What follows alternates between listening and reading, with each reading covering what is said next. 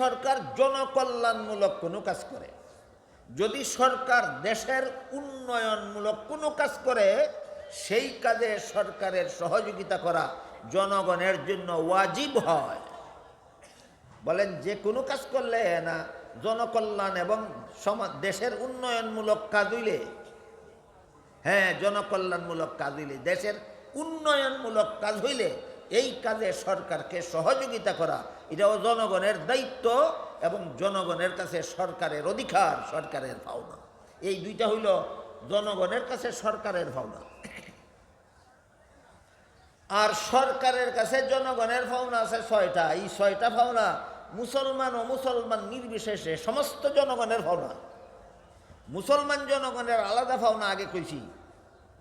সরকার যদি মুসলমান হয় তাহলে সেই সরকারের কাছে মুসলমান জনগণের 7 নম্বরে একটা আলাদা পাওনা আছে, সেটা হইল মুসলমানের মতো জীবনযাপনের ব্যবস্থা দেওয়া। এটা সরকারের দেওয়া ফরজ, জনগণের আদায় করা দরকার। আর সরকার মুসলমান হইল না অমুসলমান হইল সেটা দেখার ব্যাপার নয়, জনগণ মুসলমান না অমুসলমান সেটা দেখার ব্যাপার নয়। যে কোনো সরকারের কাছে যে কোনো জনগণের পাওনা আছে 6টা। এবার বলেন শুধু মুসলমান সরকারের কাছে না যে কোনো সরকারের কাছে? যে কোনো শুধু মুসলমান জনগণের না যে কোনো জনগণের? হ্যাঁ, যে কোনো সরকারের কাছে যে কোনো জনগণের পাওনা আছে 6টা। এর মধ্যে 1 নম্বর পাওনা হইল খাদ্য ব্যবস্থা প্রদান করা। ব্যাখ্যা পরে শুনবেন, আগে তালিকাটা শুনেন। সমস্ত সরকারের কাছে সমস্ত জনগণের 6 পাওনার মধ্যে 1 নম্বর হইল খাদ্য ব্যবস্থা প্রদান করা, 2 নম্বর হইল বস্ত্র ব্যবস্থা প্রদান করা, 3 নম্বর হইল শিক্ষা ব্যবস্থা প্রণয়ন করা, 4 নম্বর হইল চিকিৎসা ব্যবস্থা চালু রাখা, 5 নম্বর হইল বাসস্থান নিশ্চিত করা, 6 নম্বর হইল নিরাপত্তা ব্যবস্থা নিশ্চিত করা। কটা হইল? খাদ্য, বস্ত্র, শিক্ষা, স্বাস্থ্য, বাসস্থান, নিরাপত্তা। এই 6টা যে কোনো সরকারের কাছে যে কোনো জনগণের অধিকার পাওনা। এবার বলেন সরকারের কাছে আপনাদের 6টা পাওনার মধ্যে 1 নম্বরটা কি? খাদ্য ব্যবস্থা। ব্যবস্থা বলতে হয়তো কৃষিকাজ করে গৃহস্থী করে খাওয়ার ব্যবস্থা করে দিতে হবে সরকারের, জনগণ যেন গৃহস্থী করে তার খাদ্য উৎপাদন করতে পারে। আর না হয় ব্যবসা কইরা খাদ্য সংগ্রহের ব্যবস্থা করে দিতে হবে, ব্যবসা করে যেন খাদ্য সংগ্রহ করতে পারে এমন ব্যবস্থা সরকারের করে দিতে হবে। আর না হয় চাকরি দিতে হবে, চাকরির বেতন দিয়ে যেন জনগণ খাদ্য কিনে সংগ্রহ করতে পারে।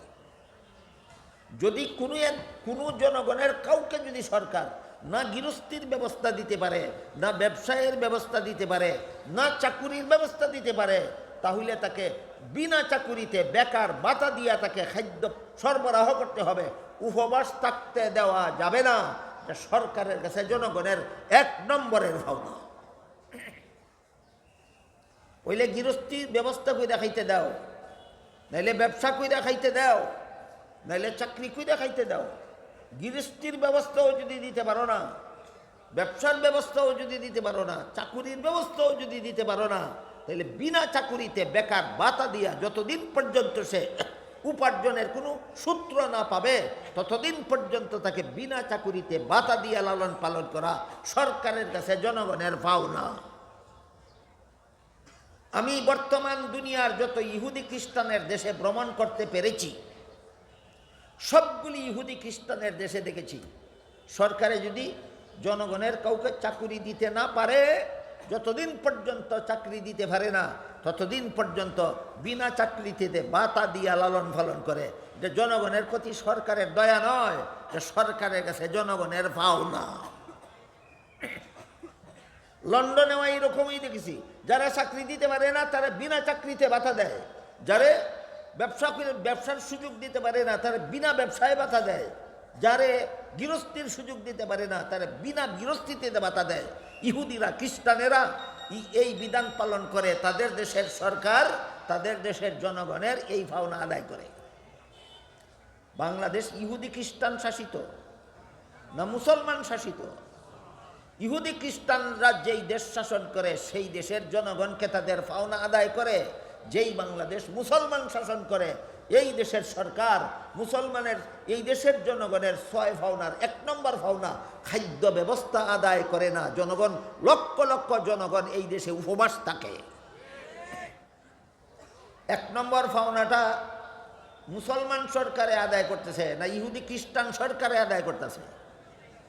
1 নম্বর পাওনার থেকে জনগণকে ইহুদি খ্রিস্টান বঞ্চিত রাখতেছে না মুসলমান সরকার বঞ্চিত রাখতেছে?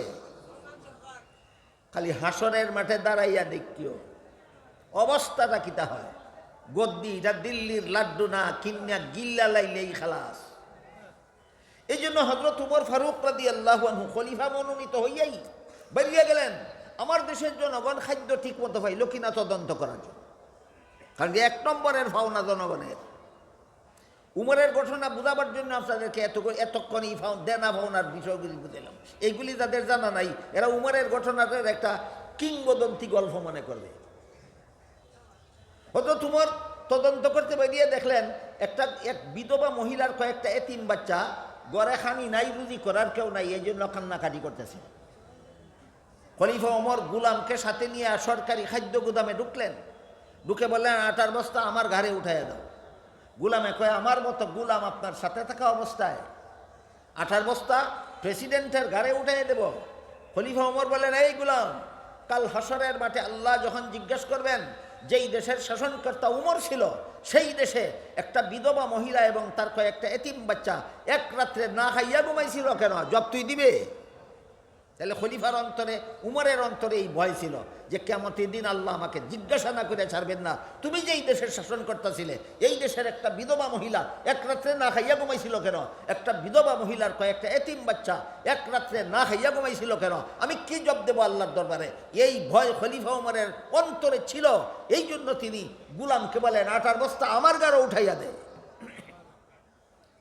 গুলাম কইল হুজুর এত বড় কঠিন প্রশ্নের জবাব তো আমি দিতে পারবো না।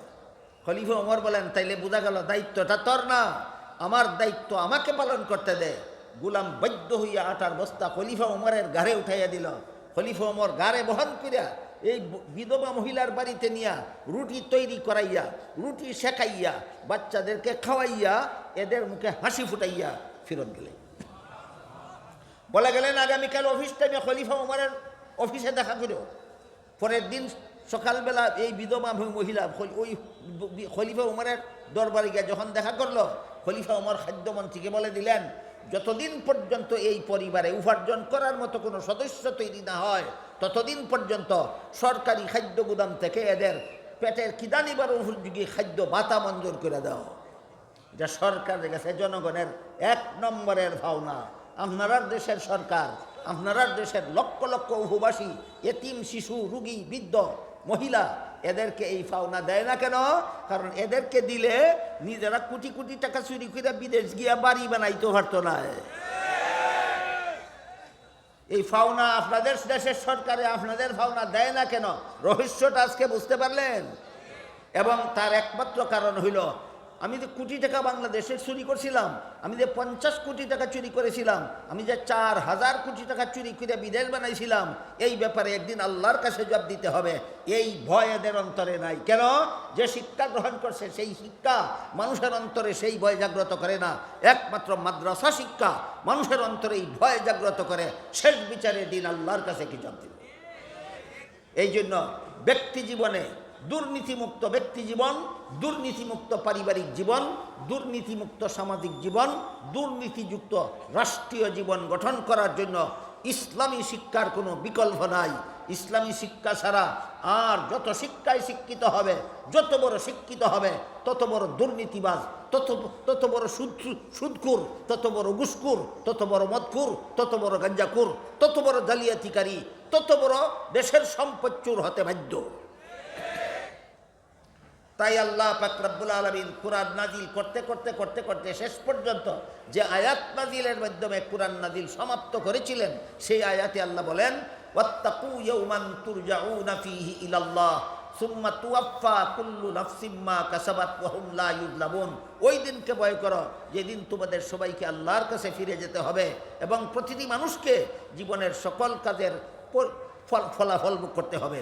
কাউকে ফলাফল দিতে গিয়া বিন্দু মাত্র অবিচার করা হবে না। হযরত উমর ফারুক রাদিয়াল্লাহু তাআলা আনহুর ইন্তেকালের 10 বছর পরে এক আল্লাহওয়ালা বুজুর্গ তারে স্বপ্নে দেখছিলেন। স্বপ্নে দেখে জিজ্ঞাসা করলেন, উমর, কবরের জগতে আল্লাহর পক্ষ থেকে কেমন আচরণ পাইলেন? এক বুজুর্গে হযরত উমরের ইন্তেকালের 10 বছর পরে এই স্বপ্নে এই প্রশ্ন করেছিলেন যে আল্লাহর পক্ষ থেকে কবর জগতে আপনি কেমন আচরণ পেলেন? উমর স্বপ্ন দেখতেওয়ালা লোকটারে জিজ্ঞাসা করলেন, আমি দুনিয়ার থেকে বিদায় হয়ে এসেছি কতদিন হলো? তিনি বলেন 10 বছর হলো। উমর বলেন, আজকে আমি আমার শাসন আমলের হিসাব নিকাশ দিয়া শেষ করছি। যেই ব্যক্তি আটার বস্তা গাঢ় কইরা নিয়া এতিমের গরো পৌঁছাইয়া দিয়া রুটি খাবাইছে, এই ব্যক্তি তার শাসন আমলের হিসাব দিতে 10 বছর লাগে যদি, তাহলে যে সমস্ত এমপি আর মন্ত্রীরা কোটি কোটি কোটি টাকা চুরি করিয়া বিদেশ নিয়ে বাড়ি বানায়, ঘর বানায়, সোনার ঘর বানায়, এরা হিসাব দিব কত দিনে?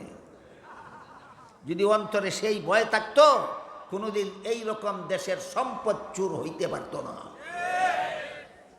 কাজেই চুরি বলেন, ডাকাতি বলেন, হাইজ্যাক বলেন, জবরদখল বলেন, সুদ বলেন, ঘুষ বলেন, মদ বলেন, গাঞ্জা বলেন, জিনা বলেন, বেবিচার বলেন, খুন খারাপি বলেন, সন্ত্রাস বলেন, যত অপকর্ম বলেন, সকল প্রকার অপকর্ম থেকে মানুষকে একটা জিনিস ফিরাইয়া রাখতে পারে, সেটা হলো কিয়ামতের হিসাব নিকাশের ভয়।